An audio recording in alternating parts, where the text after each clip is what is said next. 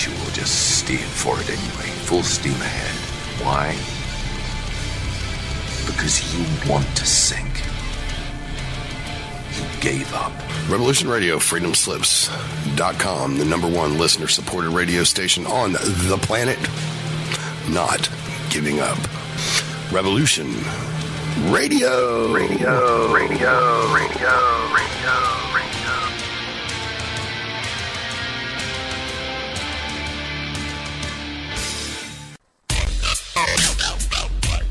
Take a look around, kid. What do you see? Homes being foreclosed. People working 2-3 jobs just to put food on the table and still drowning in debt. Don't get me wrong. This country was founded on great ideals and principles. They've all been ruined by the banks. Open your eyes to the banks that are robbing you. You know who my favorite president was? Who? Thomas Jefferson. Because he saw all of this coming and tried to stop it. He fought the banks. JFK too, and they killed him for it. The banking institution is more dangerous than an army, he said. He also said that every generation needs a revolution, Jimmy. The American dream is just that. Just a dream. War is a continuation of politics, only by other means. Politics is a continuation of economics by other means. This is our bank. This is our war. And this is our plan of attack. Banks have become an essential threat to our democracy. So consider this justice. Thank you for listening to Revolution Radio at freedomslips.com, the number one listener-supported radio station on the internet. Please help support this station so this battle can continue forward. Revolution Radio!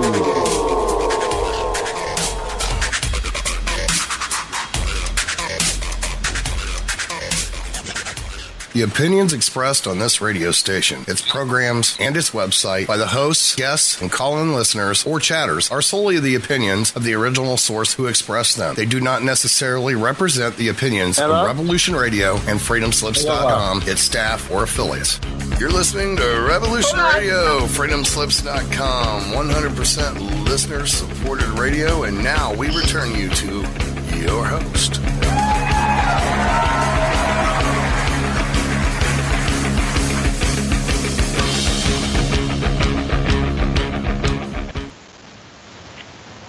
Aloha, everyone, and welcome to Stargate to the Cosmos on Revolution Radio at revolution.radio. And I am your host, Yannick Lesson, with my co-host, Dr. Sasha Alex Lesson, and Kevin Estrella, Karen Patrick, Penny Bradley, and Russell Brininger are joining us tonight, and we are doing a panel, a very interesting secret space program panel. And Russell wrote earlier, about 3 hours ago, on Facebook, Trump's Space Force creation is an intriguing development. There's already a good case to be made that a secret space program already exists. Ben Rich, former CEO of Lockheed, stated, "We already have the ability to take ET home." Gary McKinnon hacked NASA and found a list of non-terrestrial officers complete with shipping logs. $21 trillion is missing from the Pentagon. In the late 80s, black triangle UFOs were spotted both in Brazil, acknowledged by the head of the Brazilian Air Force, and in Hudson Valley. A huge black triangle craft made an appearance over Phoenix, Arizona in 1997, as acknowledged by former Arizona governor and pilot Mike Symington.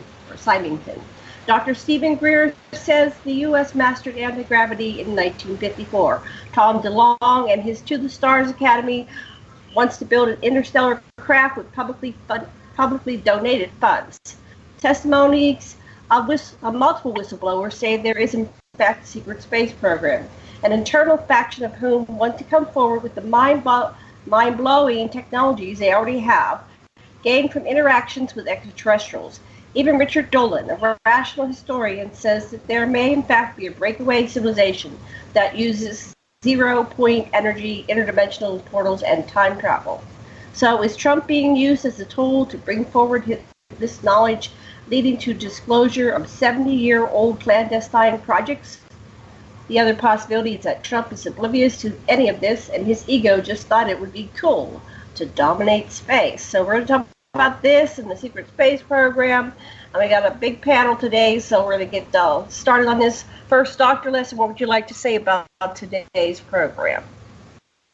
Okay, well, now that I've got some of the smartest people I know on our show, I just want to say it's the traumatization that I've witnessed at the border of the United States, where babies are taken out of their parents' arms and put in a cage, is exactly what the secret space program has been doing to children that they kidnap and do this to. And the horror that we can feel, that everybody can get because it's being publicized enough, is what I know you're going to feel about what's really going on behind the scenes. And we got the people here to tell you about it. Okay, wonderful. I'm going to kind of go boy, girl. I hope it works out pretty good. The next one I'm going to call on is a girl.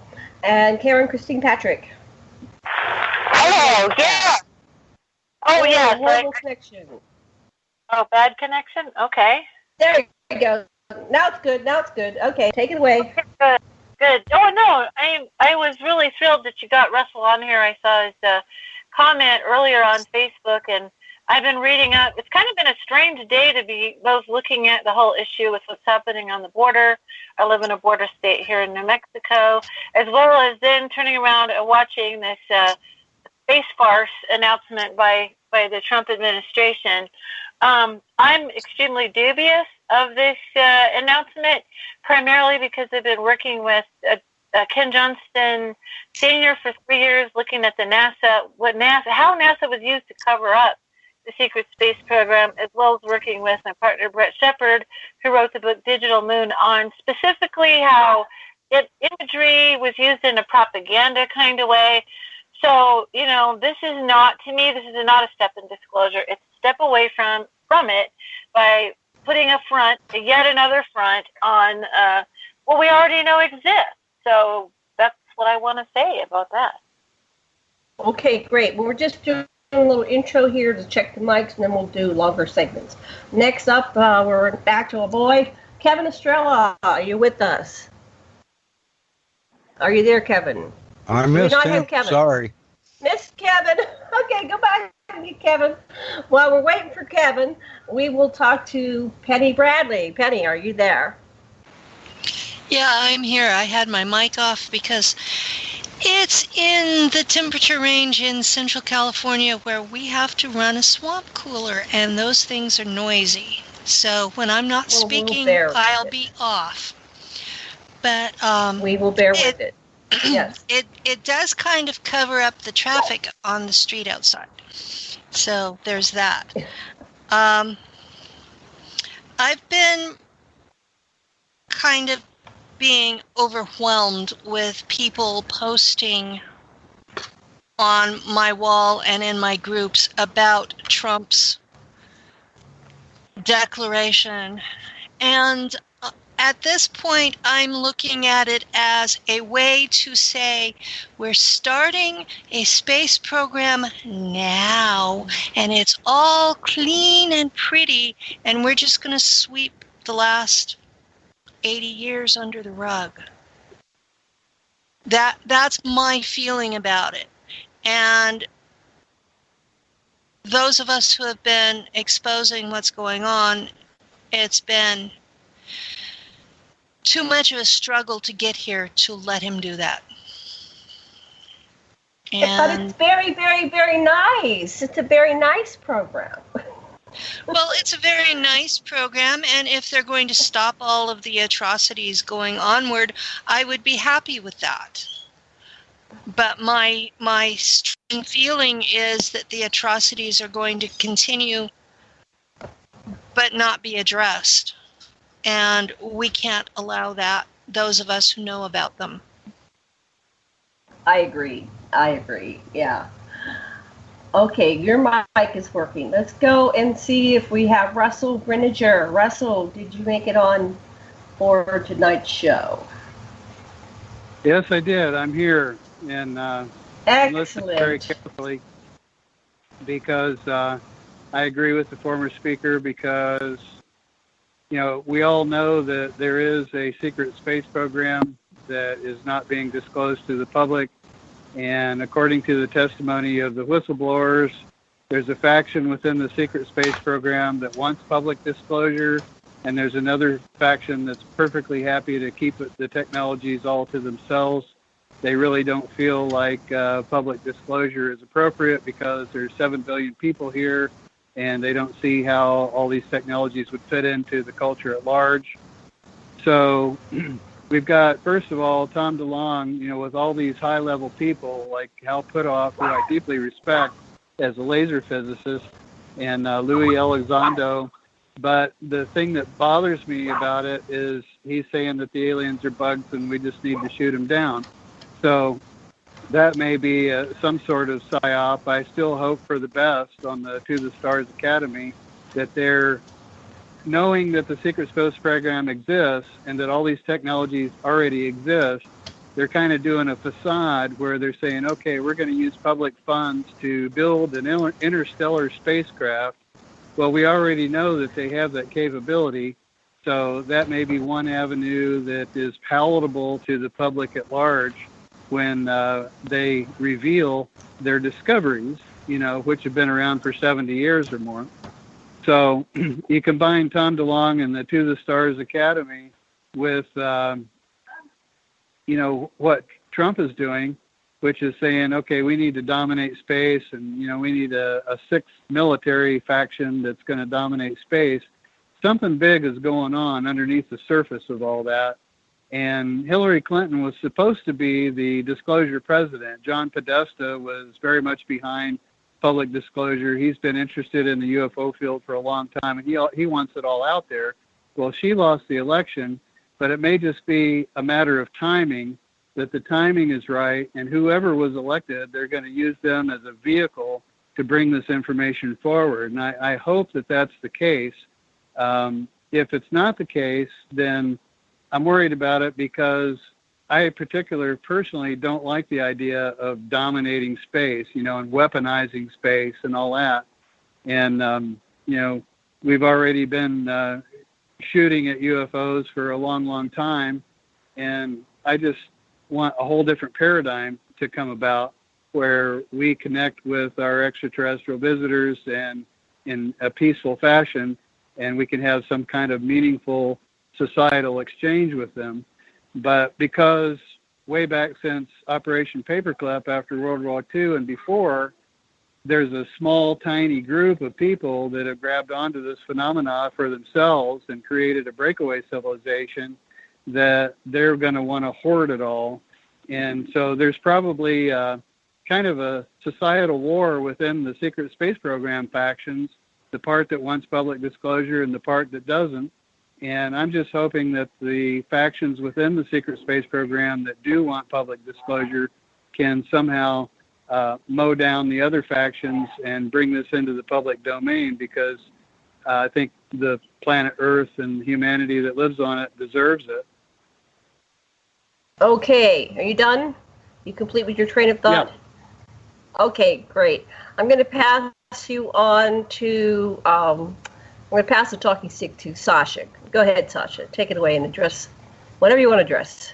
We're going to go round robin. Okay, it's so what we have going, and the evidence is really overwhelming, is mass kidnapping of people from Earth right now, that are people that are being enslaved, and terrible things are done to them.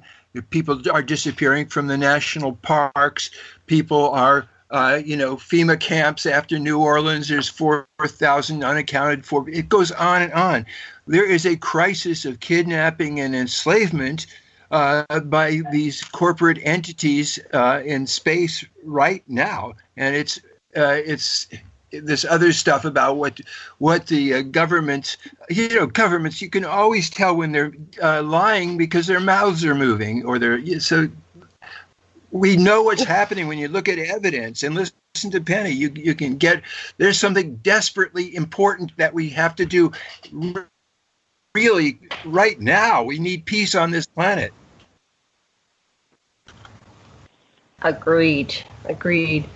Okay, so let's see. We probably might want to ask each other questions. So do you have any questions for the panel, Sasha? Or any particular things you want us to address in this round? No, we'll go round I robin. would really like... I would want to hear Penny describing the situation. She knows way more than I do, and about anyone else that I've talked to. What is really going on in the the stuff I'm talking about, slavery? Okay, let's let Penny talk to fill in the gaps for the other members of this panel. So go ahead, Penny. We're passing the talking stick to you. Tell us what's going on from your perspective. Okay, I was from the first generation of American kids that were kidnapped to be part of the space program. The space program was not initially American, it was initially German. And we were added in after 1947 when America lost the Battle of Operation High Jump in Queen Maud's Land, Antarctica. The folks that live down there have been running the world ever since in a covert manner. They allowed the illusion that everything was fine and dandy for the masses to prevent panic and additional warfare and loss of life, and they had good reasons for it, they thought. But what it means is that since 1947, we've all been living a lie. And here it is, all these many years later, and the truth is coming forward because people like me are remembering what happened to us. Now, when I was still an embryo, my mother was abducted and there were changes done to me. And so ever since then, the Black Ops have thought I was their property rather than a human being. And the changes that were done were to give me psi abilities and the ability to interact with Draco without dying. So they thought they had good reasons for that. But when I was 4, they decided to come get me, and they took me to Langley for 5 years, and they used essentially the same thing as most people today call satanic ritual abuse. And these were doctors in a lab. We had a whole section of children who ranged from 3 to 8 years old when they first got there, and we each had a cell, and we were known by our cell room number rather than our name. And we weren't allowed to interact with each other very much because they didn't want us to form bonds. They wanted us to be completely alone so that we would have maximum response to whatever they did to us. And what they did to us was they created altars. Stuart Swerdlow describes it as they intentionally formed a 13 by 13 by 13 cube of altars that they could program however they wanted. And I have no reason to doubt that Langley was doing the same thing, even though I was a generation earlier. Penny, how did you know that you were genetically altered? Did you ever have a discussion with your mother about this? Did she remember anything? I had the QHHT regression hypnosis. And that was one of the things that I was told definitively was that I had been DNA modified by what my higher self called military laboratories, which I have since researched and found out that was the prior name for It's a branch of CIA. And my family were members of the Church of Christ denomination, which Karen backed up in one of the source places that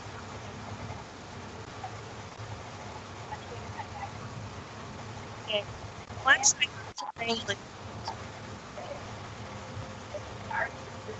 we can't hear you, Penny. Can you talk up? Is that any better? Yeah. I can hear you. Yes. Not sure Okay, what's going on, but you were fading in and out. Okay, the mic was too high. What they did was first they spent the first year mind fracturing me, and then they spent the other 4 years training me to use the abilities that they had made sure I had. So a year at that time, I was taken to Montauk, and this was before Al Bellick's program. So the initial program was boys and girls, and they had enough trouble with girls going interdimensional that they decided to go with just boys after that. The boys didn't do that. So for the girls, it was a way to escape, because we were obviously supposed to act. We were supposed to travel through time, and if we had the capability of going elsewhere, that was a way to escape from these people, because we were in hell. I got in so much trouble for going interdimensional that the Draco warrior that was there saved my life from the Scientologists who were running Montauk. They wanted to just dump me in the incinerator like they did the crazy kids. And the Draco said, no, we'll chip her instead, and I will go find her. And he did. But otherwise I wouldn't be here today to tell. So those who think that all Draco are horrible, you're wrong. They're not. They may have an agenda, but they're not always. They're usually not as bad as the humans I dealt with. But once I was 9, I was sent to Mars with a group of the other survivors from Langley, and we went through the jump gate, the same one that Andy Basiago talks about. And we were in a group home situation where we had one person who was responsible for all, I think there were 20 of us.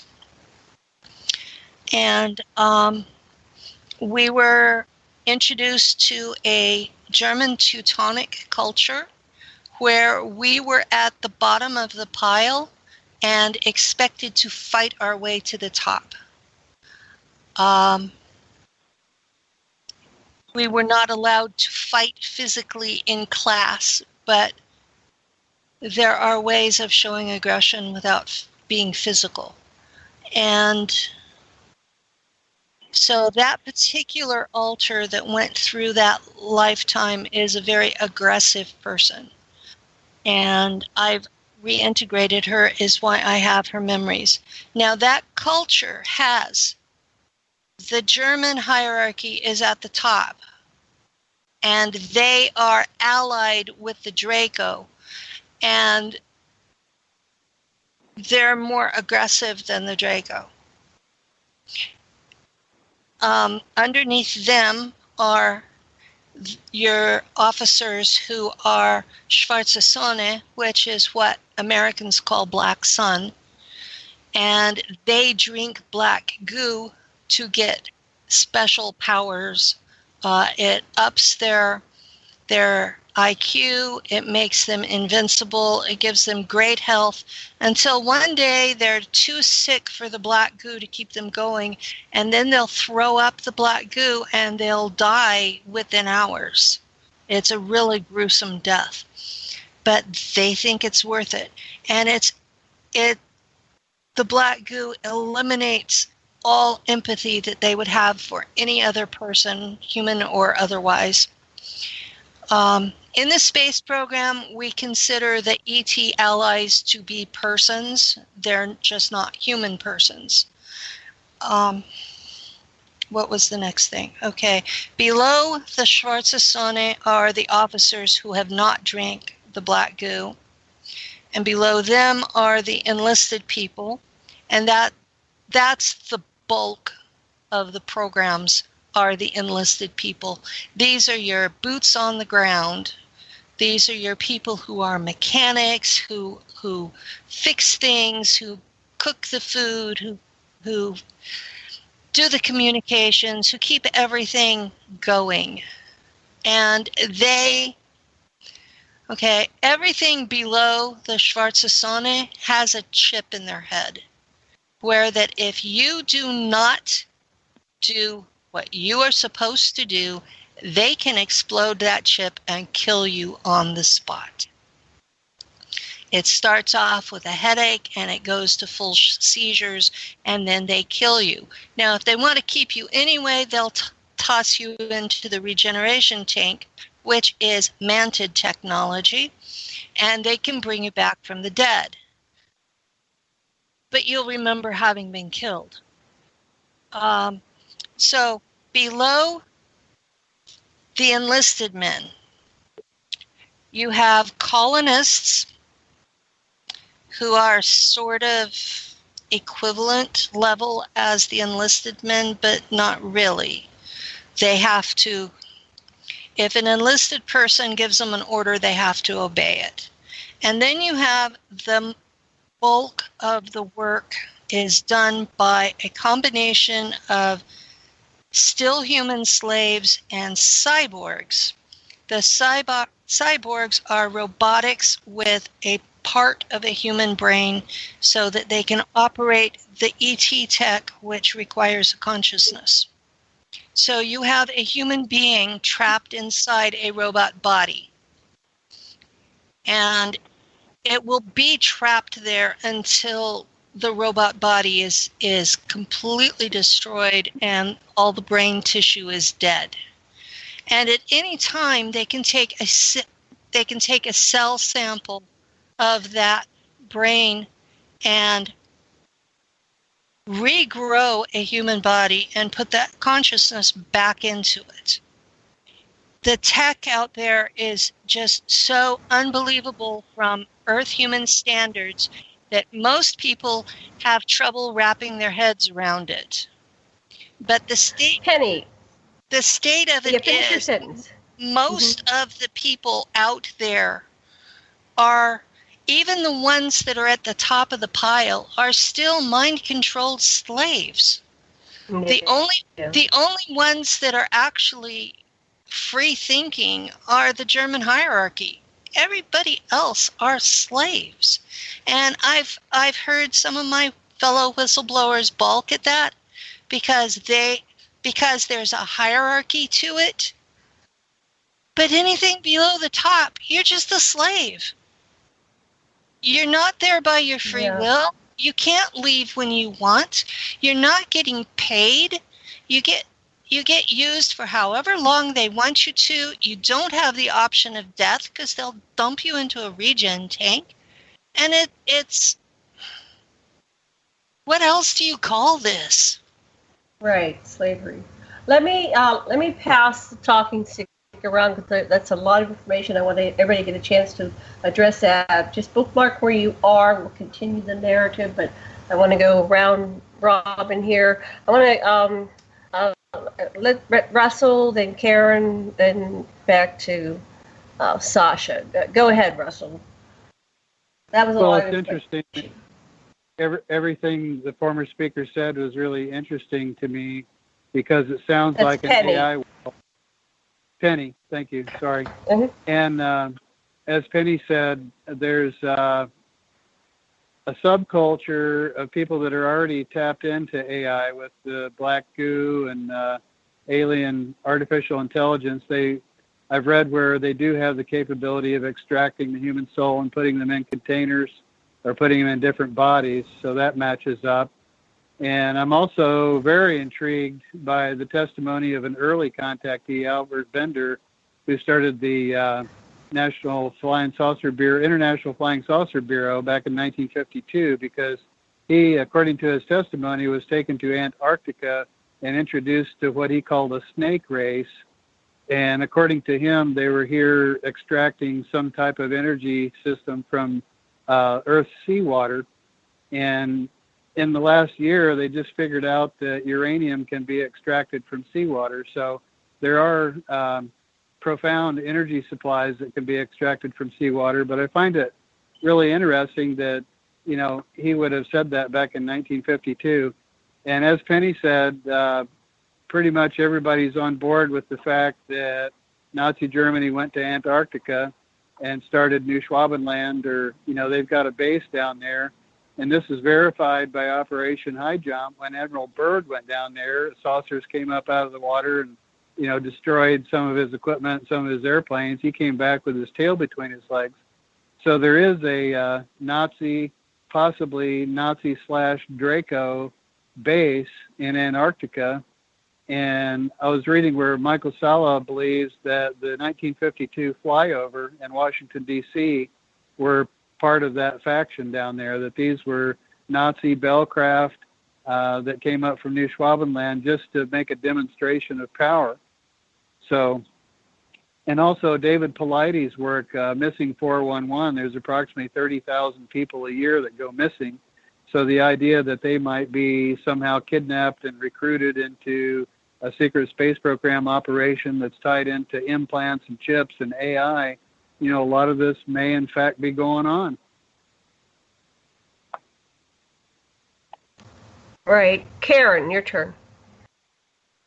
Yes, hello. Yeah, I wanted to read a little short passage here about Wernher von Braun. And the reason why is I think this Space Force concept is part of what Carol Rosin identified as the last card, and I have a passage that explains that. And she worked with Wernher von Braun, who was brought over ostensibly to give us rockets in our space program, but he also had some involvement in electrogravitic craft as well. So it's hard to say what he was brought over for. But he, towards the end of his life, was, I guess, trying to explain what the plan on the board was. And I'll read this. Von Braun had a history of working with weapon systems. He escaped from Germany to come to this country and become a vice president of Fairchild Industries when I met him, that being Carol Rosin. Von Braun's purpose during the last years of his life, his dying years, was to educate the public and decision makers about why space-based weapons are dumb, dangerous, destabilizing, too costly, unnecessary, unworkable, and undesirable idea, and about the alternatives that are available. As practically a deathbed speech, he educated me about those concepts and who the players were in his game. He gave me the responsibility, since he was dying, of continuing his efforts to prevent the weaponization of outer space. When Wernher von Braun was dying of cancer, he asked me to be his spokesperson, to appear on occasions when he was too ill to speak. I did this.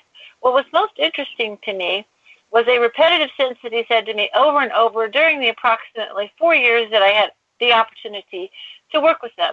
He said the strategy that was being used to educate the public and decision makers was to use scare tactics. That was how we identify an enemy. The strategy that Wernher von Braun taught me was, first, the Russians are going to be considered the enemy. In fact, in 1974, they were the enemy, the identified enemy. We were told they had killer satellites. We were told that they were coming to get us and control us, that they were commies. Then terrorists would be identified, and that was soon to follow. We heard a lot about terrorism. Then we were going to identify third world country crazies. We now call them nations of concern. But he said that would be the third enemy against whom we would build space-based weapons. The next was asteroids. Now, at this point, he kind of chuckled the first time he said it. Asteroids against asteroids. We're going to build space-based weapon. And the funniest one of all was what he called aliens, extraterrestrial. That would be the final scare. And over during the 4 years that I knew him, he was giving us and giving speeches for him, he would bring up the last card. And remember, Carol, The last card is the alien card. We are going to build space-based weapons against aliens, and all of it is a lie. And I like to bring that up because there does seem to be a process in order, just observing the fact that NASA was trying to talk about near-Earth objects or asteroids, and that kind of got scuttled because in research we've done, basically one of the congressmen famously asked, well, what happens if an asteroid's heading toward us? Well, they said, well, we can tell you it's coming, but we can't stop it. And that kind of scuttled the funding, because it's all about funding, ultimately. It scuttled the funding for the asteroid program, so I guess we're skipping right to the last card in the idea, in my opinion, of a space force. Force against whom? If it's not turned against the people of Earth, then who is it turned against? What do we need a space force for? That's my question. So I just wanted to bring up that kind of famous case. That's a very good question. What do we need a space fleet for if there's no aliens? Okay, whatever. Okay, we're back to Sasha. Lots been said. We're coming up on the top of the first hour. Sasha, what would you like to address? What would you like to add? What would you like to I would really like to hear the next thing, Penny, in your story as your life progressed. And I guess what really gets me is that how you found love. That really came back to you through all you've been through. That just what blew my mind about your story. I pass to Penny. Okay. When I was at Langley, I was in room number 7, and there was a boy a year older than me, give or take, who was in room number 5. So we were at Langley together, and then we were shipped to Mars together, and we went through Schule, which is the German colony school, and we graduated at about the same time. And he was put into the translation program because he was deeply gifted at that. On Earth, he spoke Russian and English, and in space, he spoke English, German, and Russian. And when Corey Good talks about his glass pad, this was the person who uploaded most of the information on the glass pads. Funny, my altar describes him now as being a, quote, girly man because he was somewhat effeminate. But we had spent all this time together. And I became a fighter pilot in a unit of women fighter pilots. So we were called the Valkyren. That's the Valkyries in English. And I didn't know what my name was. They had called me Penelope, which is my real name, but they had pronounced it Germanic. And so I adopted the name of my unit as my surname. So on Mars, I was Penelope Valkyren. And because we had known each other since Langley, there was a bond. And I don't know if I seduced him or vice versa, but we ended up an item.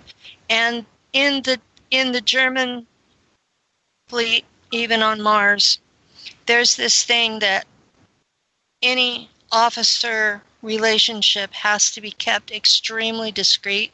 You're not supposed to form a bond. There's not supposed to ever be any trauma. Well, I don't know what they named him there, but on Earth his name was Steve.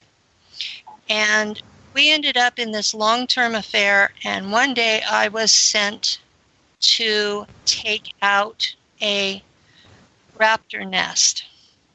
I should probably state here that there were 4 other sentient races on Mars when the Germans got there. And the first thing they did was go to war with two of them.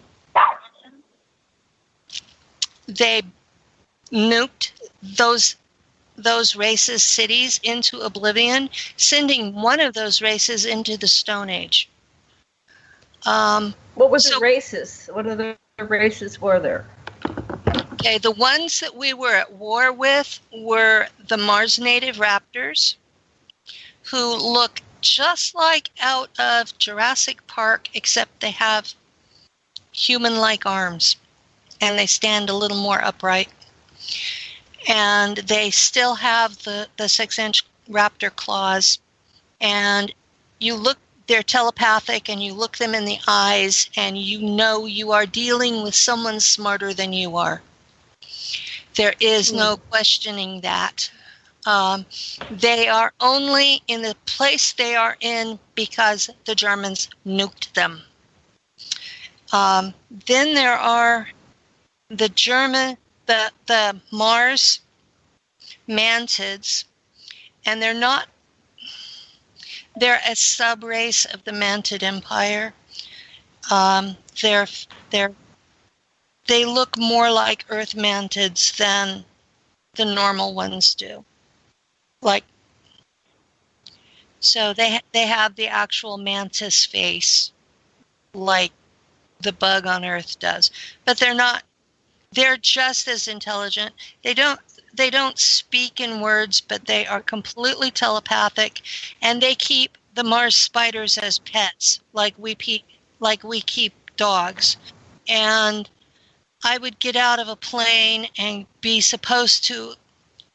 I would be supposed to capture a mantid for interrogation.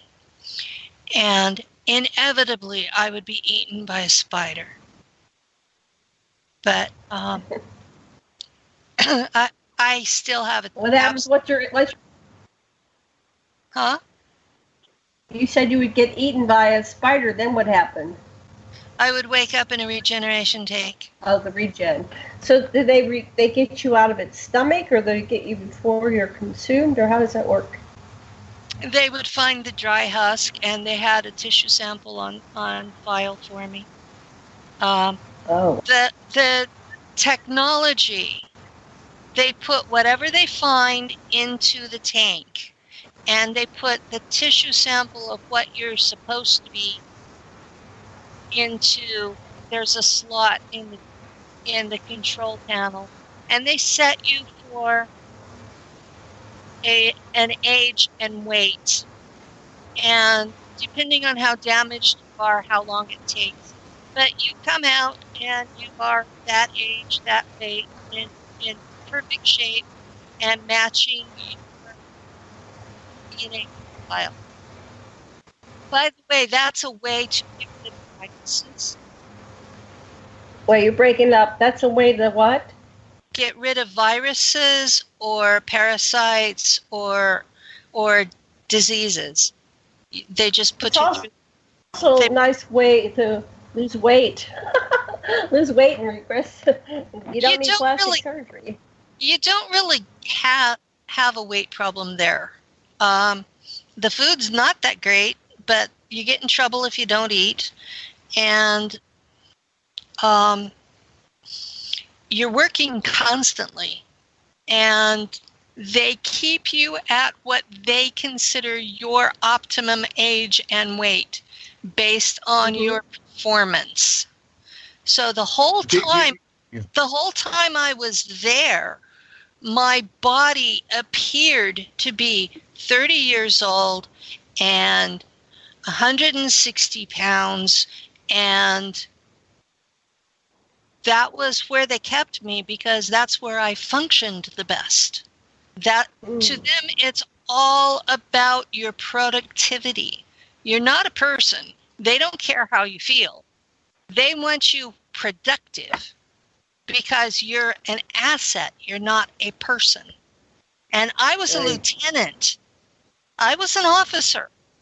And this is the way they treated me. Also, the drugs they give you to enhance your performance damage your liver. So no matter what you do, you still have to go through some sort of medical treatment once a week, or your liver will give out. So they have to basically give you a new liver every week. Wow. There are consequences to this tech. Go ahead, Sasha. You're flying in to wipe out this nest of. Back to my story. Yes, yeah. I was flying in, and my plane resembled an F-14, and this would have been in 1990 Earth time, except that it had plasma engines instead of jet engines. And I was flying in, and I had this screen in front of me that a chip in my head provided that showed me what was going on inside the raptor nest. And I found Steve being dinner.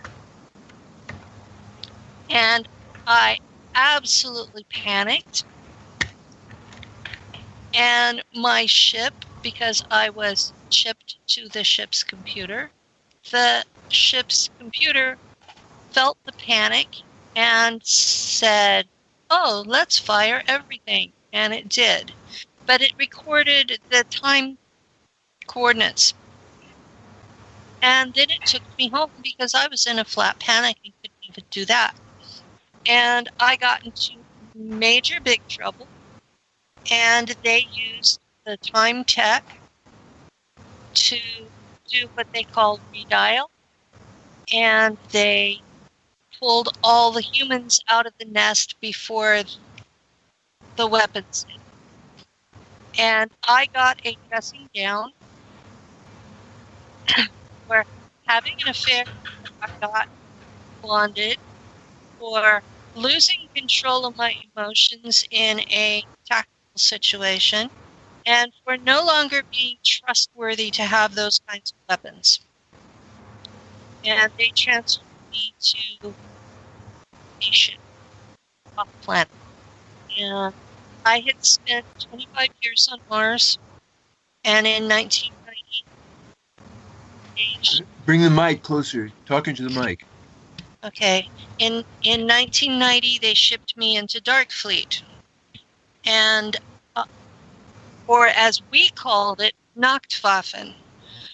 And I spent another 25 years there on the ship. And they sent me home in that altar in 2014. So the information that I have is fresh as of 2014. There was no alliance at that point. There were no rebels.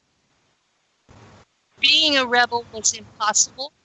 You did not even own your own shoes. How were you going to have a ship? You weren't allowed to think for yourself without a chip in your head. How were you going to form a conspiracy to take over a ship? I mean, the people that are saying this is possible could not possibly have been there and experienced the level of mind control that's there.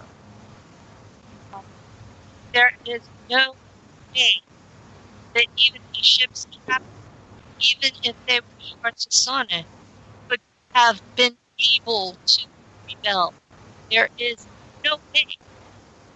Not in the German. It's just not possible. So kiss the mic. Kiss the mic, sweetie. Can't hear you. So if people are rebelling, it's not from the German fleet. But, so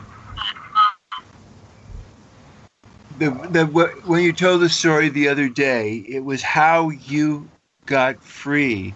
Was when the love that was imperishable came through again. That was what I got. Oh yeah. When I was back on Earth in 2013, I met Steve, real world, on Earth. And at that point, he was an NSA agent and used my remember code from my programming And he's the reason that I can remember. But strangely, he did not remember Mars. And one of the last things we talked about was that he thought I was crazy. So, wow. He was killed in December 2016. When you're saying it in that passive way, it sounds like he was murdered. Is that what you're saying? Yeah, he died. He died in a hospital the day after a round table I was involved in was uploaded to YouTube. Wow. So yes, I feel responsible for his death. Wow. His act that got him killed, it was so important to him to free you. That's just such power. He was committing suicide so that you could live and be free. It's so beautiful.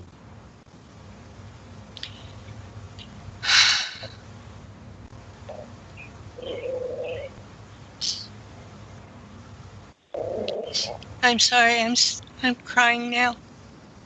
Oh, that's cool. I can dig it, really. So can everybody. Mm-hmm.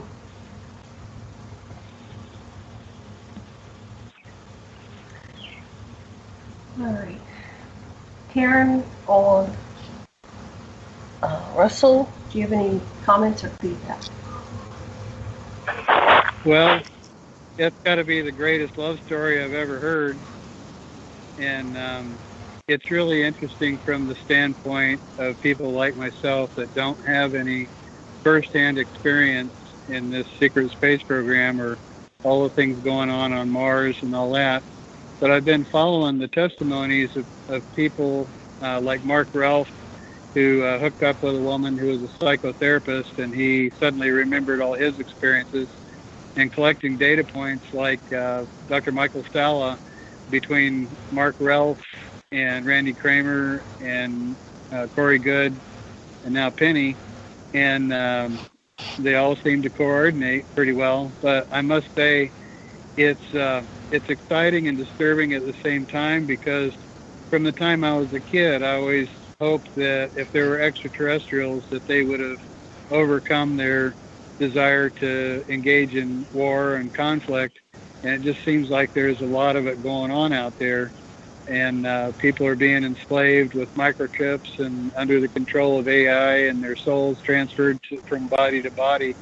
And it's a world that is beyond anything I've ever even contemplated. But my mind is open and I'm listening, and it sure does seem to coordinate with one another. So I'm just kind of stunned by it, to tell you the truth. I have a question. Is that just on this like little subroutine? I heard that this part of reality of existence is like a virtual reality program that's going, and it really isn't the entire continuum of existence. It's just kind of like a subroutine. Is that true? Well, or is that, what do you think? Are you asking me or Penny? Anybody on the panel. Well, I want to throw something out there. I've just read a body of material called the Zeta Primer with a spirit medium named Paul Hamden, and they talk about quantum synthetic environments that are created to give people virtual reality experiences to see how they would react under certain circumstances. So the big question in my mind with all of these secret space program whistleblowers is this really happening on the real planet Mars, or is it a synthetic quantum environment created by extraterrestrials to just see how we would react? And I'm bewildered by that right now.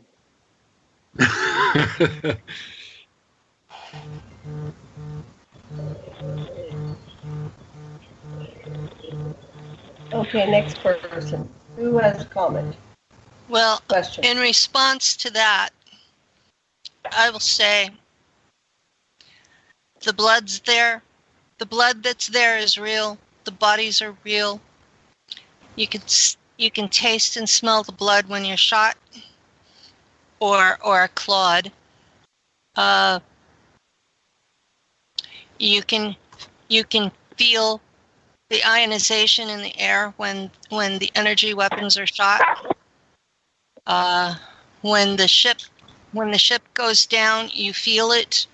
And whenever you're bit by the spider, all you can feel is the burning of the venom. And thankfully that doesn't last long because it kills you fast. Waking up in a regen tank, it's dark, you're in this green gel, it might as well be a sensory deprivation tank. And there have been plenty of times that I have woke up inside there and just wondered, did they actually let me die this time? Hold that thought. We'll be back after 5 minutes. See you in 5.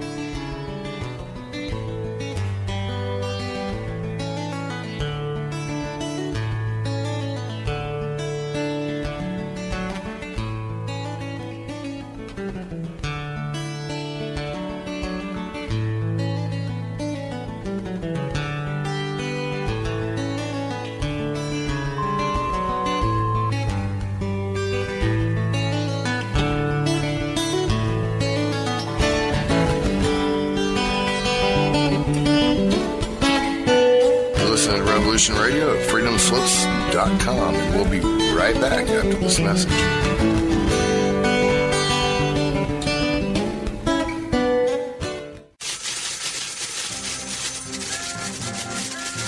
In breaking news, a visiting Syrian diplomat reported today that their population is evolving rapidly and advancing into a fifth-dimensional consciousness. They are seeking peace with all cosmic cultures, which may mean that the Earth will be asked to join the prestigious Galactic Federation of Light Alliances. Please join Debbie West and Michael Hathaway on Lost Knowledge, Saturdays, 3 p.m. Eastern Standard Time in Studio A, for the latest breaking news on the Star Visitor's peaceful contact and the ongoing project of cleansing the Earth. Who are you? I am the architect. I created the Matrix. I've been waiting for you. Why am I here? You are the eventuality of an anomaly which, despite my sincerest efforts, I have been unable to eliminate from what is otherwise a harmony of mathematical precision, which has led you inexorably here. You haven't answered my question. The Matrix is older than you know. As you are undoubtedly gathering, the anomaly is systemic, creating fluctuations in even the most simplistic equation. Choice. The problem is choice. Right here at Revolution Radio, freedomslips.com. Be here Wednesday evening at 8 p.m. Eastern Time for Private Eye Matrix Revealed with Monique Lassonde.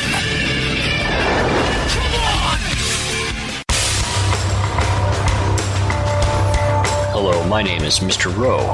I am the host of Reality Extraction on Revolution Radio at freedomslips.com. I utilize logic, intellect, and magic to methodically autonomize, vivisect, analyze, examine, study, scrutinize, and extract an essence of reality from a fog of illusion and confusion. You can find me on Studio B every Thursday at 1700 hours Pacific Time. That's 8 p.m. Eastern.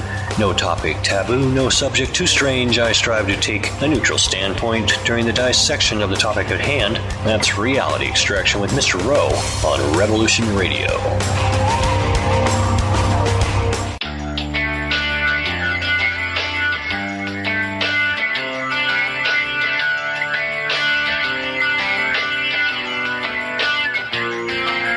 This is Thomas, a.k.a. a Mad Painter. I'd like you to join me Monday nights, 10 p.m. Eastern Standard Time for Open Canvas. Don't forget to bring an open mind. Yes, folks, that's right. Bring an open mind to an open canvas. Again, that is Monday nights, 10 p.m. Eastern. UFOs to government corruption. This is Revolution Radio, freedomslips.com. You don't need to expect us. We're already here.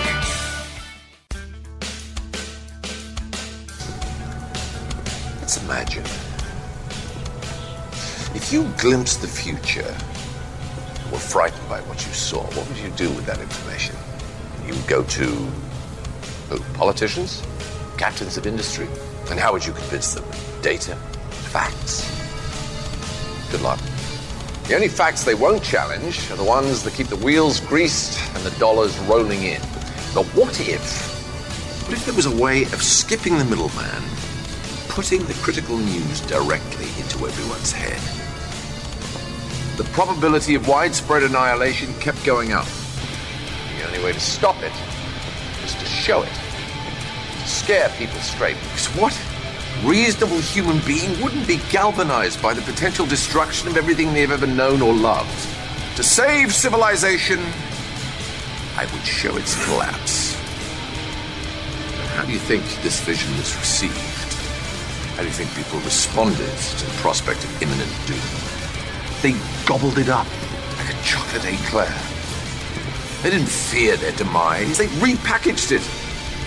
It can be enjoyed as video games, as TV shows, books, movies. The entire world wholeheartedly embraced the apocalypse and sprinted towards it with gleeful abandon. Meanwhile, Earth was crumbling all around you. You've got simultaneous epidemics of obesity and starvation.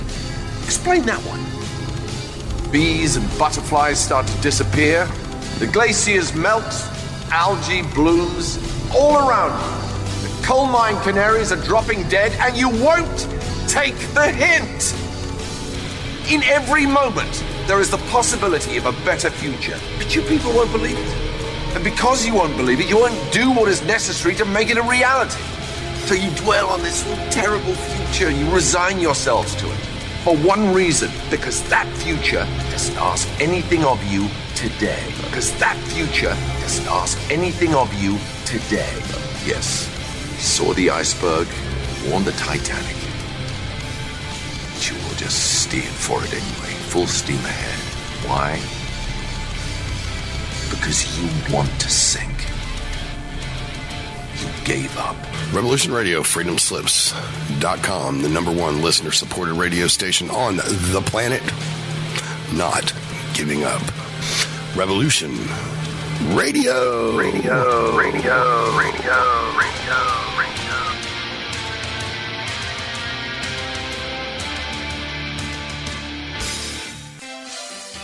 Hello, this is Maggie Rose McGrath of The Concord Show. And co-host Marine Corps Map, coming to you on Monday and Tuesdays in Studio A, noon to 2 Eastern. And Studio B on Wednesday nights, 10 p.m. to 12 a.m. Eastern, with educational, instructional, information, and situational updates, often with wonderful guests on the current landscape in the U.S. and overseas.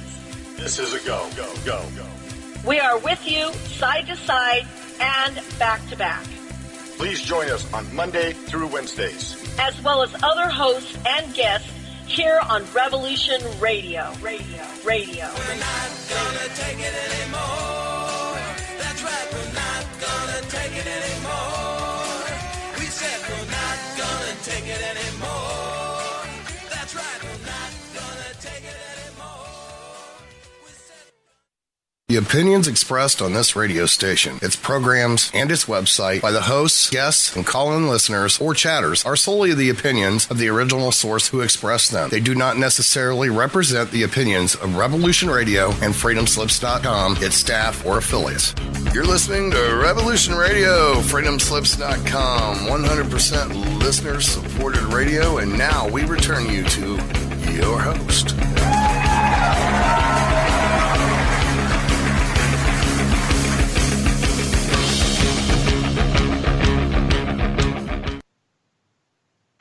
Aloha, everybody, and welcome back to Stargate to the Cosmos on Revolution Radio at revolution.radio.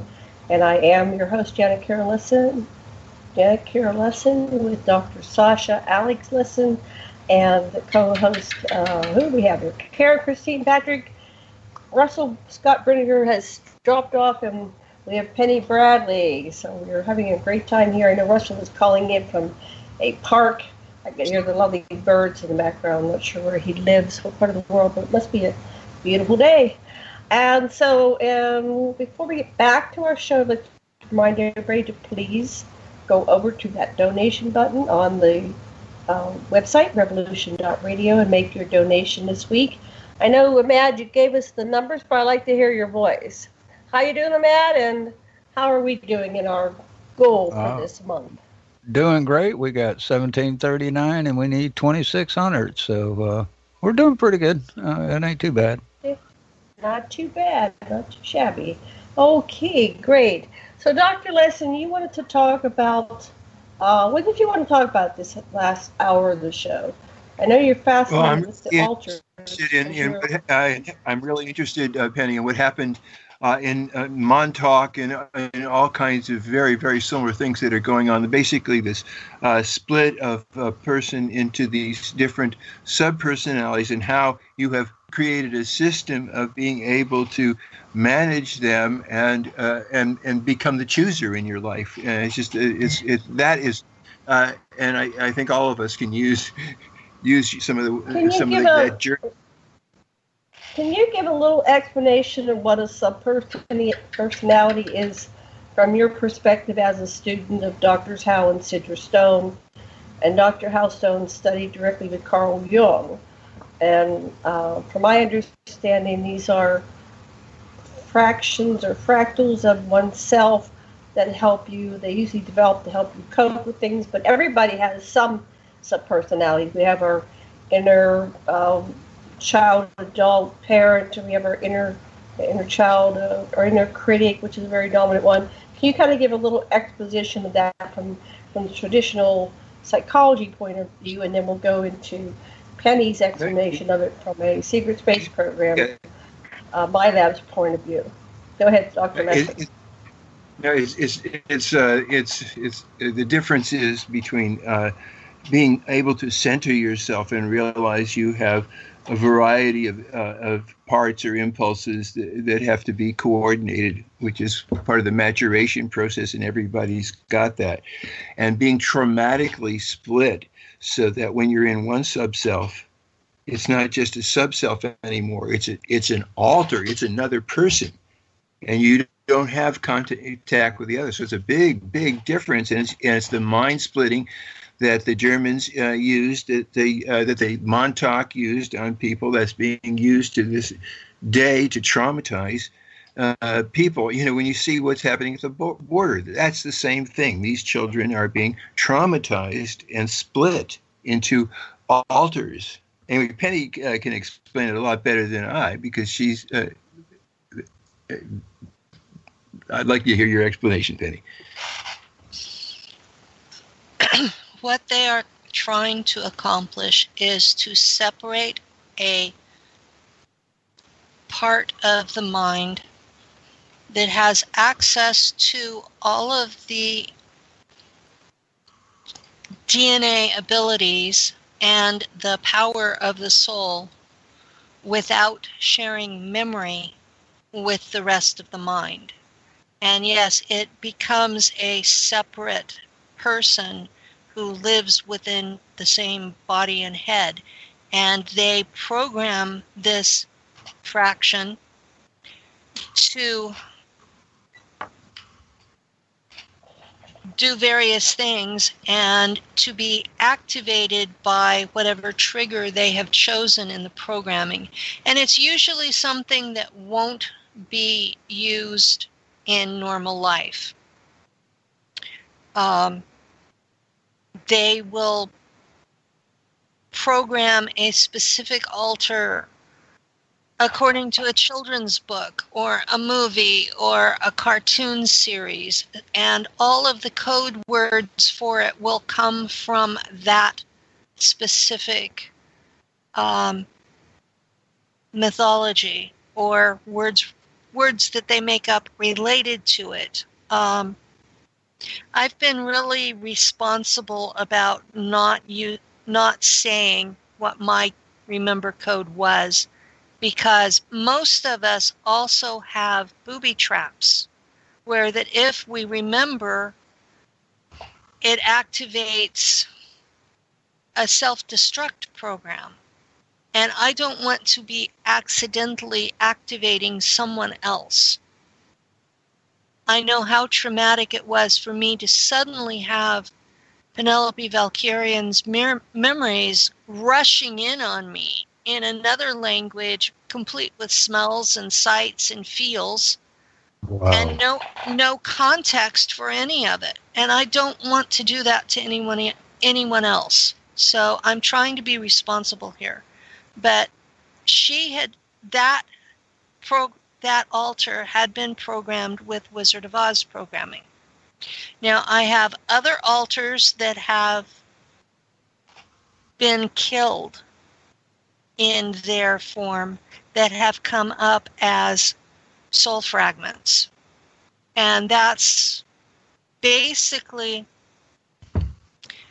the altar that we know from Mind Fracture is the equivalent of what Native Americans call a soul fragment.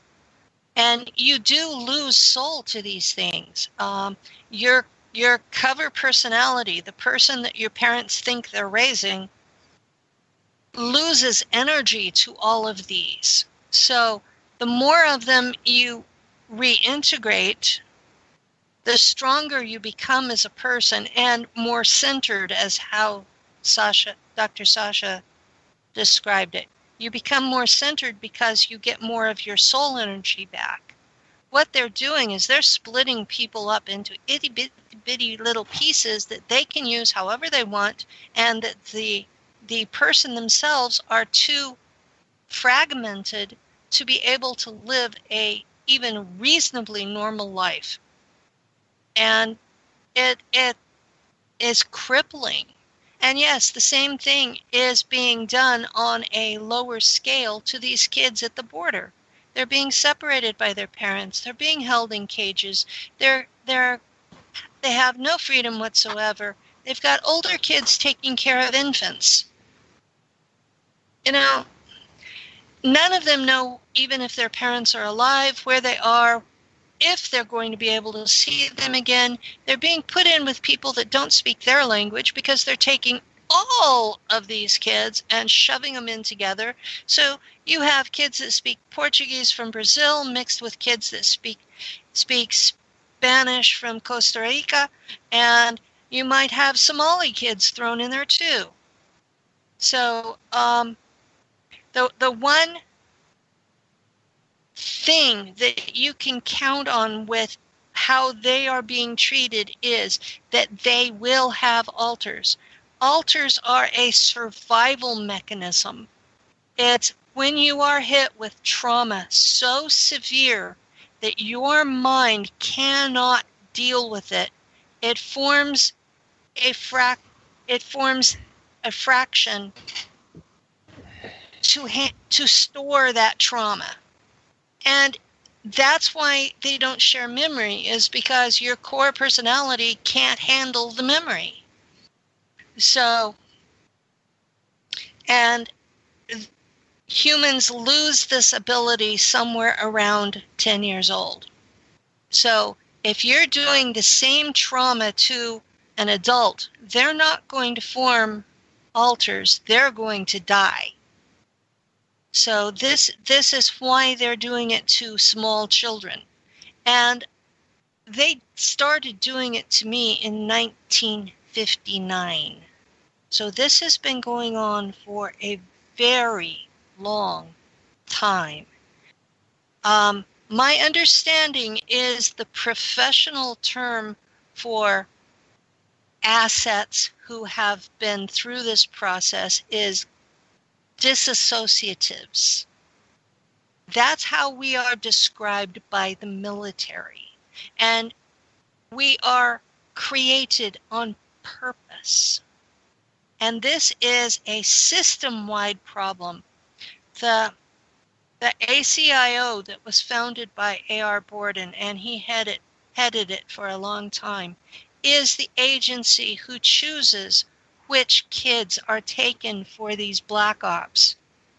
And I recently read one of his books, and it's supposedly fiction, but he had 3 or 4 off-the-cuff references to disassociatives where he acted like the attitude was like, well, of course we're going to use disassociatives. Like it was nothing. Like we had a tattoo or a chip in us or something. No, they have destroyed us. We cannot possibly be the person we were born to be because of what they've done to us. And once they do it, they think they own us forever. So, yeah, I'm a little bitter about A.R. Borden right now, and I'm a little bitter about the whole process. I have lots of alters. Let me interject. So Karen knew A.R. Borden. You didn't know him personally, but did you talk to him, Karen? You worked in his group. Oh, have you and Penny ever discussed AR? And what was your awareness? Are you there, Karen? Are you on mute? Oh, hi. Here I am. I found myself. There you are. Yeah. Wherever you are, there. Wherever you go, there you are. Right. No, I want to first state that Penny, my own information, 100% with what Penny is saying. My own experiences bear this out. Memory systems I'm dealing with, trauma systems I'm dealing with. Just to add, we came out of the same religion, so you had a cognitive dissonance program going where you had all these things happening to you, and you were in this fundamentalist Christian environment where, basically, if you're female, you're just not supposed to say anything about anything. And so that was part of our shared experience, and we talked about that at Contact in the Desert significantly. And I appreciate Penny so much because she did validate that there was a military-industrial complex incursion into strict authoritarian religion in order to be part of the control mechanism. So your primary personality was on lockdown, spiritually in that sense. A.R. Borden is, I'm with Penny on it. I appreciate that maybe at the end of his life he felt bad and he, began to find a bunch of people to dump information on, so we otherwise wouldn't have it.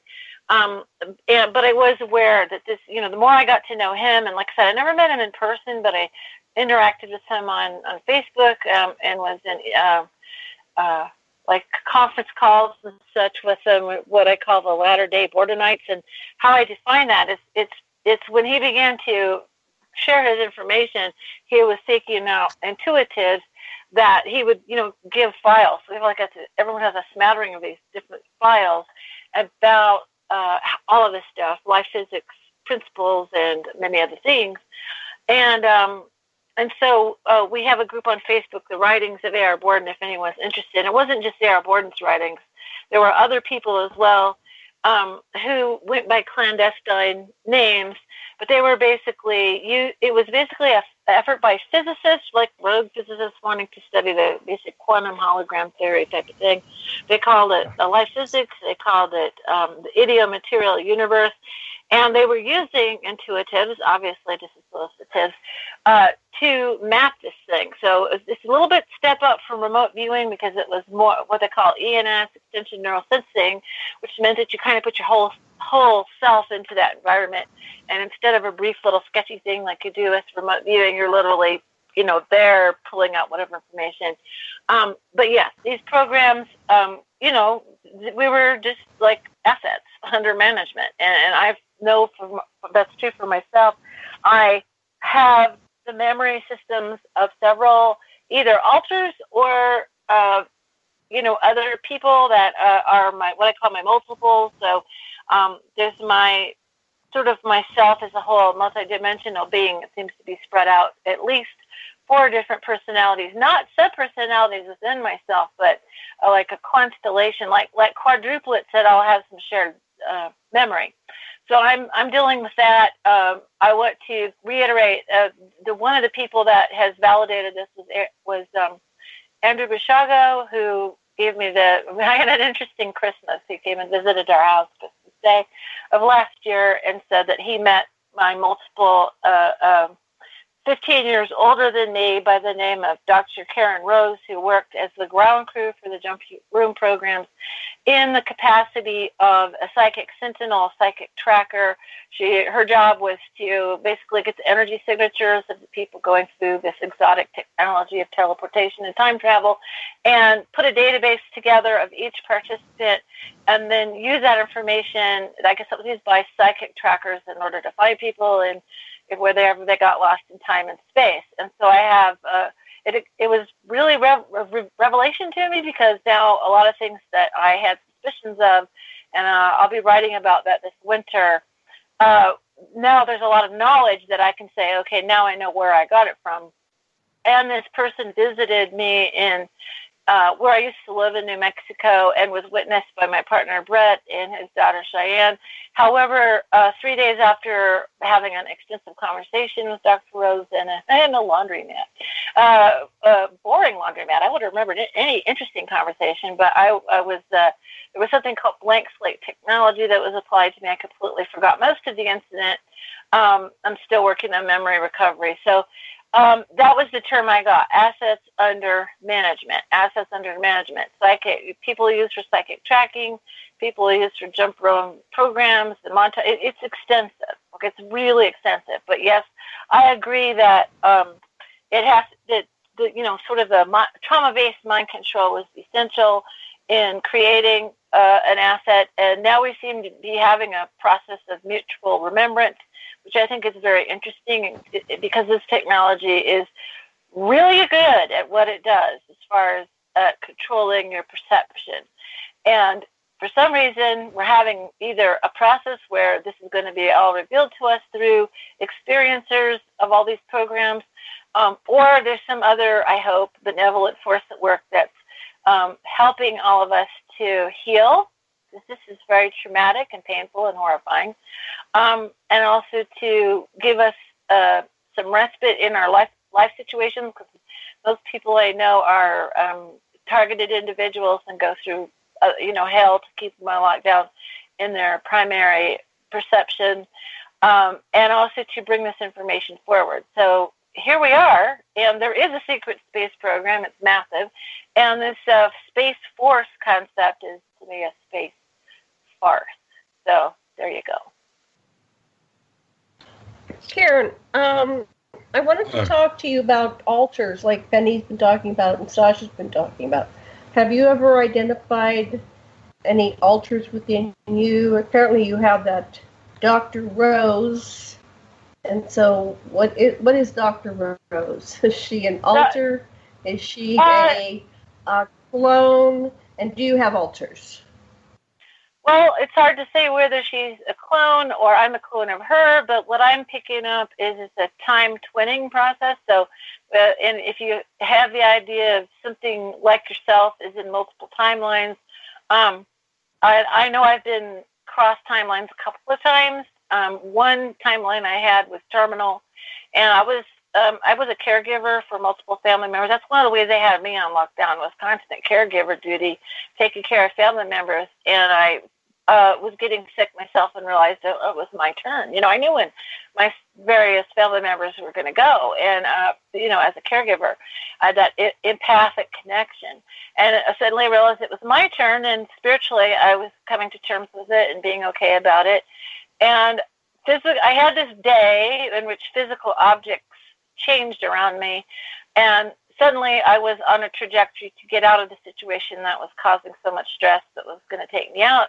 And then I got, brought into a situation where I was not under so much, heavy fire from archonic activity toward me, and I was able to do my work now with Brett Collins Shepard and Ken Johnston and with you guys. I got brought out of that terminal timeline, so I wonder where all that fits in. So it might not be like, if you think of yourself as a multi-dimensional being, of which we all are, this goes to a different level than just like a within altar, although that's an option too. I do have awarenesses, I do have that. It's also your multi-dimensional self in multiple bodies, multiple timelines. I've gotten connected with who I am in a lot of different places. And what was interesting about this particular revelation is I have got 3 eyewitnesses, but not just the 3, not just Ed Bishaga, who I've never really found anything that he's ever said to me too haywire, to be really honest. I've done research on him since 2012, trying to understand, well, even before that, 2010 is when or 11 is when I first heard of him. Instantly drawn to that story. I got a chance to hear him many, many times talking. He's like an encyclopedia. I believe in the jump room program is true. I think it's part of an interdimensional doorway system. Some races develop ships and fly around of them, and some of them travel from place to place through interdimensional doorways, wormholes, that sort of thing. I have vast knowledge of that. I was writing science fiction stories about it, and ended up being like, then I found out with various testimonies that it was possible and happening. And I was wondering, well, how did I know about it?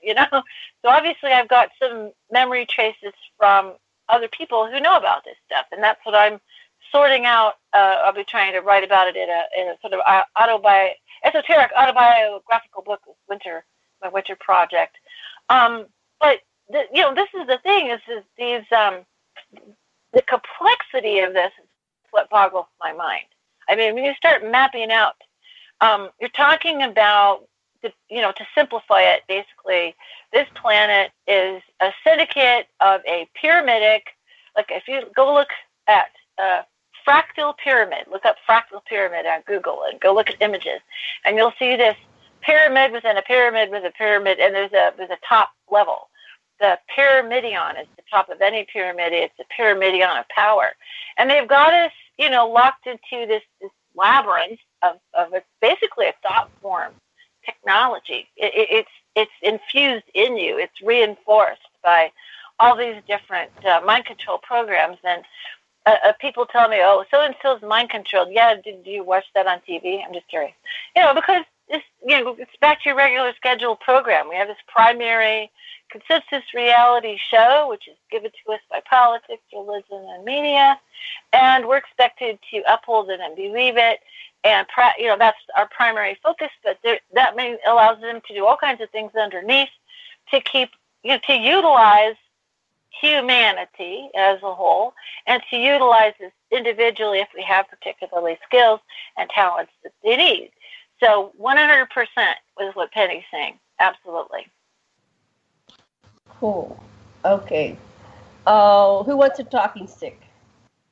Sasha? I was struck. Thank you, Karen. That was really cool.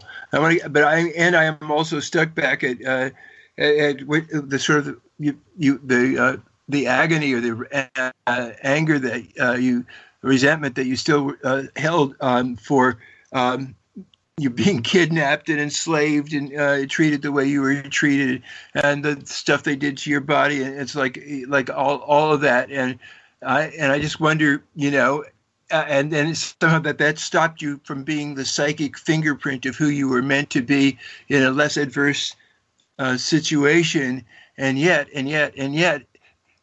the evil that you face is what has given your direction, and it makes you a power that you really are right now in the situation. And I do imagine that you created it for yourself somehow, that a higher you somehow gave you this so that you can, I hear such wisdom from you somehow that you could come back and talk to us like this, Penny. So I think it was good for the rest of us anyhow, even if it hurts you still. I got it. Well, yeah, it is painful. The memories came back all at once from one altar, and since then I have reintegrated 30 of them. And they each have a different but similar story. And I've generally only been talking about Valkyrin because so many people are having so much trouble believing just the one. I recently came forward with a friend that I serve under on his ship, because he was afraid nobody would believe him. And he had to come forward anonymously because in his country, they take your kids away if you talk about abduction experiences. And that was a really traumatic experience because on that ship, we had recently had to defend from a piracy attempt. There was a crew that came on board and tried to steal our ship, and we had to kill people. And that was just part of the day's job. You had to defend the assets of the people that own you, including each other and the ship. And if it meant killing people, well, that was part of the job. So here we are, both on Earth, dealing with the memory of this incident that we did not physically take part in, but yet we were consciously there. This is the norm now. Before the Remember Code was used on me, I would have thought, well, I just had a really bad nightmare. But now it's like, I know it's real. I have to deal with how that part of me responded to this situation. I have to look at the moral implications of what that part of me did, because my soul as a whole is responsible for that, even though that particular altar is under serious mind control. And you get to a point where it's like you're awake enough to know this is happening, but you're not awake enough to be able to stop it. And the best I can do to stop it is make the public aware that their tax dollars are paying for this to be done to people. Their tax dollars are enabling a government that does this to its citizens on an ongoing basis and has been since the 1950s. And now we have a president who says, oh, gee, we're going to have a space force because I want to be a space power. And you think, so what's he going to do about all the kids that were tortured like I was? Is he going to write us off like we didn't exist? What about all the kids all over the world? Because I know people that their children have been taken from them and are in these real world. They stopped putting you in Langley in the 80s because they found out that my generation went insane. So now they take them away from their parents, or they abduct them at night. And I have a friend in Australia that has two little kids, they're 5 and 8, get up in the morning and tell him what they did in secret spy school the night before. You know, we have to live with this on a day-to-day basis. And for a person who is totally unaware, it sounds like we're crazy. And I understand that. That's why they came up with the theory that it was all just a virtual reality game, was so people wouldn't believe us. It makes it where, oh, you're just playing virtual reality. You're LARPing, which is live action role play. No, we're not. We're telling you our truth. We're telling you our honest experience on a day-to-day, all the time basis. We don't get to escape from this. So to me, this isn't something that I'm coming on here to be famous or get attention. This is, I want this crap stopped. Why are they still traumatizing little kids? Whether it's immigrant kids on the border or members of my family that have been abducted, because I know my granddaughter has. I know that at least 2 of my kids have, because we have talked about the memories. I know that the other son is involved in a fundamentalist, authoritative religious cult, just like I was raised in. It's a different one, but it's just like it. And I keep telling him, you're in a cult, you're in a cult, you're in a cult, and nothing gets through. This is the shared experience of the people that have survived the secret space programs and related black ops.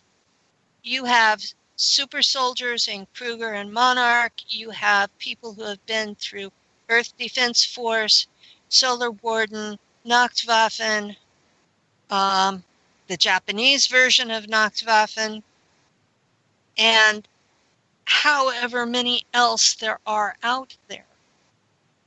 The group that I'm an admin in, we've been trying to map the programs that are involved on the testimony of the survivors, and there are at least 200 projects that have gone on mostly in the 1980s to 2000, because that's the age range of our members.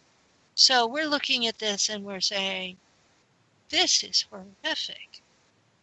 And we have people who range from the guy who guards the ship while everybody else is out doing their thing, to the slave that loaded the ship, to I was a navigator on a ship. I was the one that plotted the course and watched out for the space critters that eat the energy from the engines. And, you know, we have representatives of all of it. And they're watching me to see how I'm treated before they go public. But we have 3,400 members, and at least half of them are actually veterans, waiting to see how the whistleblowers are going to be treated. Because there are real life consequences to this.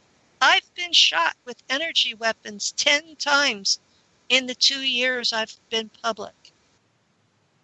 There are consequences. This isn't. They owe you some money. They owe you some back pay. They owe me a hell of a lot of back pay.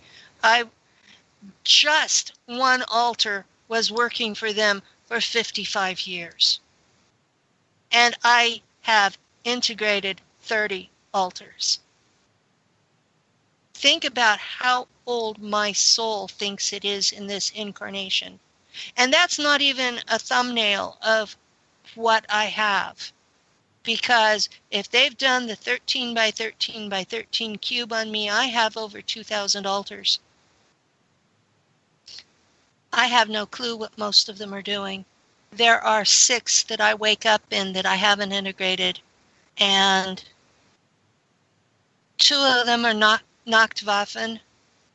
One is a pilot of a shuttle ship in Kruger, which is a super soldier mercenary company that operates in space. The rest are on Earth working for the CIA. And that's probably the scariest part, is that they are using the SSP people on Earth for black ops. So, you know, there are going to be people out there who will recognize me from that, because some of them are using my body, just a different altar. Others are using clones that look like me, because it's easier to transfer your consciousness into a clone. And while we're talking about clones, there is a theory out there that clones are just nothings. Clones are no different than your identical twin that has not been allowed to develop its own mind. They're not soulless.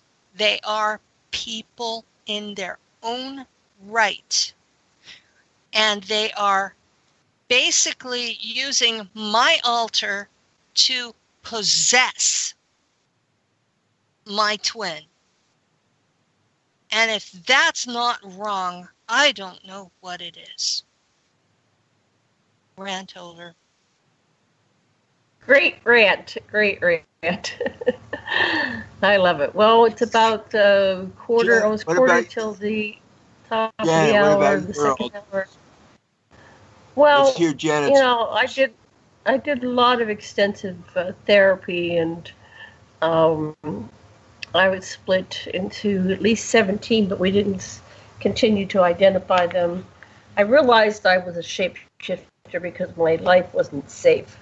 So I had a very volatile mother who tried to kill me repeatedly. I was home alone with her. There was 5 years between me and my next sibling. My father, a typical father of the 50s, was a mailman, and he left at the crack of dawn to go deliver mail. Excuse me. And so there was a lot of time that Mom was home alone with me. And she did a lot of the typical things, like drowned me, and I can't remember everything she did, but there were just a lot of things that she did to split me. I think my mother was second generation. I think she was split. My grandfathers on both sides were part of the Masons. There was an interdimensional portal in my house, and another access in the neighbor's backyard. And we would see different beings come through the portals. My bedroom was a portal. I would be visited repeatedly by thousands of different beings over the course of time, and some discarnate, some family members. So it was just like a highway of beings coming. So I split partially because I had my reality, which was very interdimensional, and the one that I had to exist in, which was, you can't say those things. If you say those things, you get shamed. If you say those things, your mothers will kill you. So I had a lot of secrets. So when I met Dr. Lesson in 1997, I had gone through many years of talk therapy, some hypnotherapy, regression, mostly in the past lives. There were not a lot of people that would talk about extraterrestrials. And we're talking about in the 80s and 90s and early part of the 21st century. Not a lot of people would talk about extraterrestrials. So we're doing some good work now because this is coming out. But that whole process in of itself of not being able to talk, that you always have to be careful what you say, never knowing when it's safe to share those things, that creates splits in your psyche. So in 1997, when I met Dr. Lesson, how do you tell your partner, your beloved, that you've been abducted by aliens? So I left a book called The Gods of Eden in the back of his toilet. And then one day he came out and he says, are there more books like this? And I said, yes. So we headed down to the bookstore. I appealed to his anthropology background and his intelligence, and he was a book reader, avid book reader, and a nerd, and he could absorb 5-6 books in a week and understand them and be able to talk intelligently about them. So we went down, and a lot of people, we have to start with the things that reach and activate their logic, and then they can gradually open and expand and accept more. And also, Dr. Lesson was a psychotherapist. So we started doing soul retrieval, pieces of my soul, however you symbol it, it's all good to me, to reintegrate me so that I could be able to function, be more and more high functioning. So Dr. Lesson, what was it like when you met little Janny, Fanny? I was 43-year-old Janet, I'm 64 now. What was that like 21 years ago when you met this poor frightened soul that didn't know who to talk to? I think you've done a really good job. You've made a really good job of integrating yourself, and you're fully empowered. And I'm just in awe of the way you are benefiting humanity with your work. And good job, Sasha. You helped this chick. She came along. Well, thank you. Yeah. So, but unfortunately, the planet doesn't. Most people on the planet don't have a doctor lesson that comes along and takes an interest in them and helps them integrate the lost parts of their soul. So that's why I'm here. I'm here to help all these people because it's not totally altruistic. I'm just sick and tired of a planet that's gone crazy that doesn't treat people right. I can't escape it. I have to see it, and it's like let's usher in this new age where every soul is respected, life is respected, the planet is respected. So that's what I'm about. Anyway, I've been on the hot seat long enough. Unless anybody has any questions, I'm going to yield the hot seat. Just every life is worth living. Every song is to be sung. Every gift is forgiving. It's the same for everyone.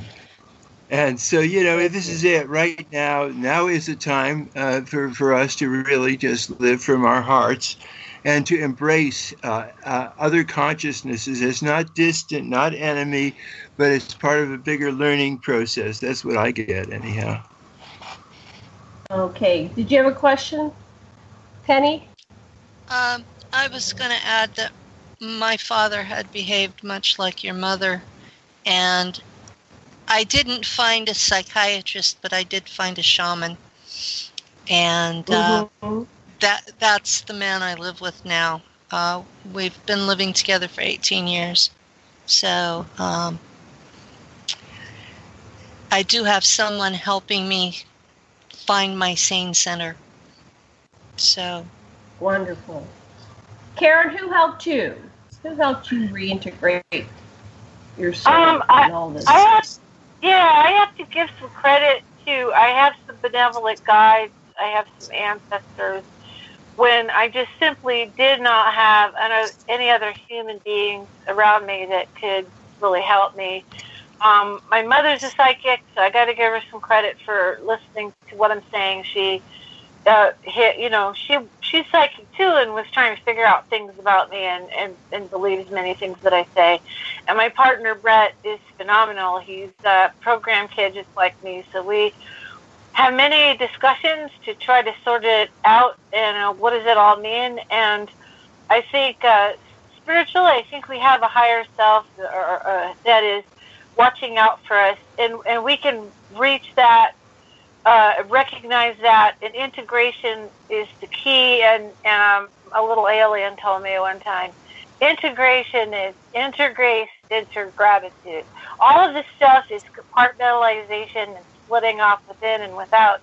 But entering grace is just, you make mistakes, bad things happen, you can't fix everything. Gratitude is you are grateful for all of who you are and who you've become, because the people in this discussion are tough cookies, and I think these experiences was why we're so determined to share these ideas in the face of ridicule, in the face of rejection from family and friends, in the face of this sort of like ufology, paranormal genre, putting us to the side and letting people talk about the secret space program authoritatively as if they know something. And people that actually were in it or was selling T-shirts, and you know who you are.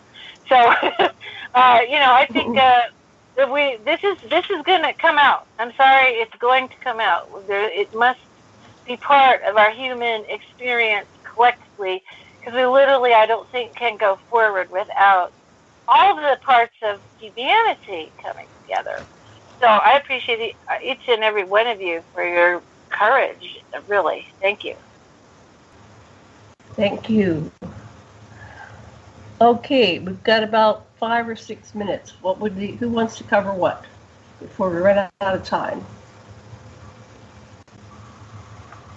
Tell us about the conference that you're going to be putting on, Janet. Well, everybody here is coming to the Stargate to the Cosmos conference in October 25th to 28th at the MCM Elegante Hotel in Albuquerque, New Mexico. And we're doing something a little bit different. This is a movement.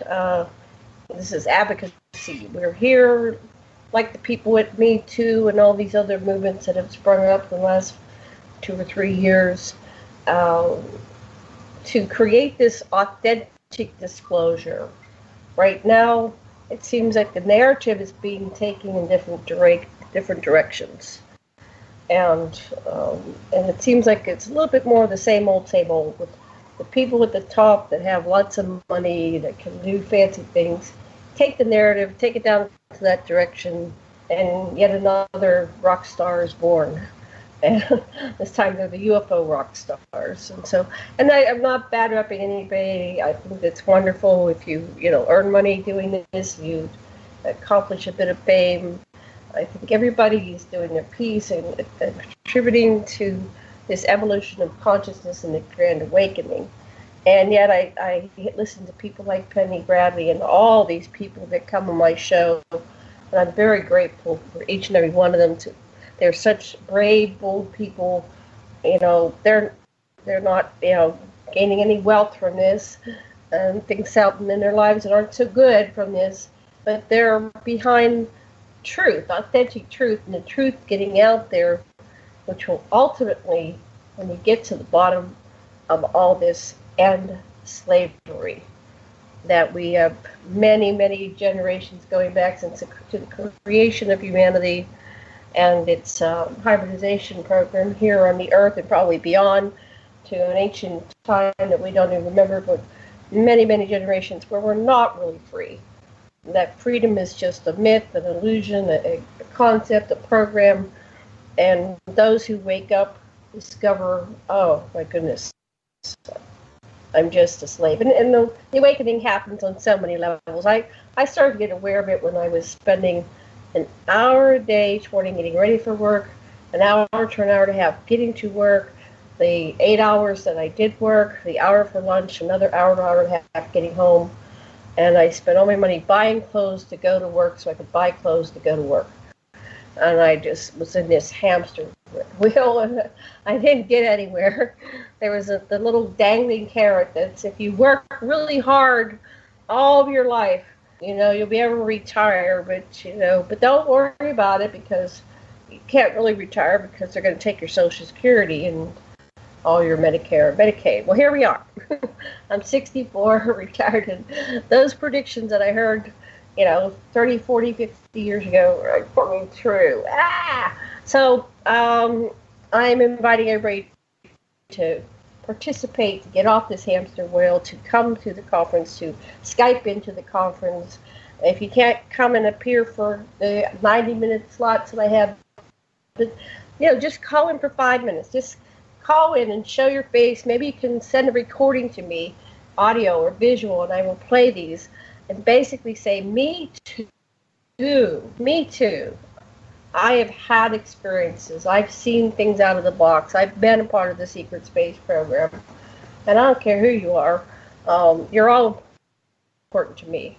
I think everybody is equally as important as each other, although some people think they're more equal than others. So it's Stargate to the Cosmos, October 25th to 28th, is an advocacy movement, much like we got Star Trek back on the air, like we ended the Vietnam War, like we brought down the Berlin Wall, like all the other, women's suffrage movement, all the other advocacy programs, and ending slavery, civil rights, human rights.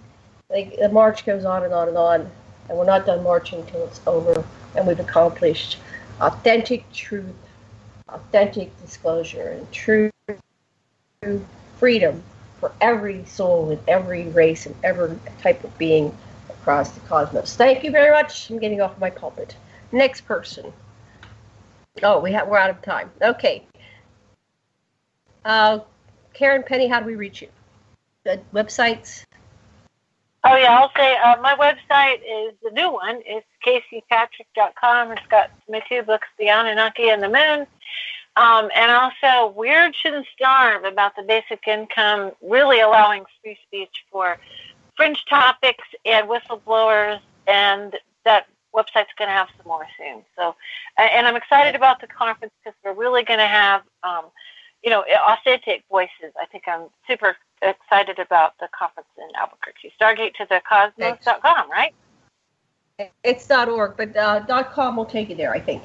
Okay, and Penny, your Facebook pages, website? I have a website that we recently built. It's spaceportals.net, and it is set up as a social media site. We're still having trouble hooking up PDF files to it. But we decided, Ian and I decided that we were going to have a place. Excellent. We'll talk about that and more. Thank you very much for joining us today. Aloha and love and blessings.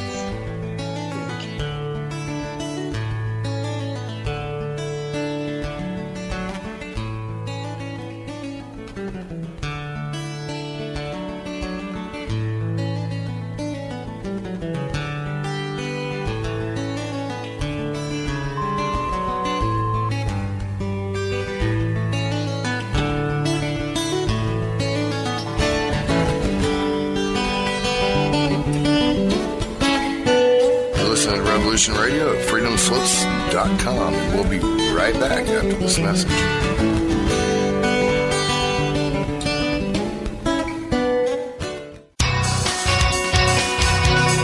Thank you for listening to Revolution Radio at freedomslips.com. Any commercial advertising you may hear in this program is of the sole discretion and benefit of the host of whose program you are listening to. Revolution Radio does not endorse any commercial products, nor does it accept monetary compensation for on-air advertising of commercial products, nor will it ever. We are and shall remain 100% listener supported. Any product advertising on this program are considered used at higher risk, and Revolution Radio shall not be held liable for any claims or damages received from any product advertised within this program. Revolution Radio, where information never sleeps.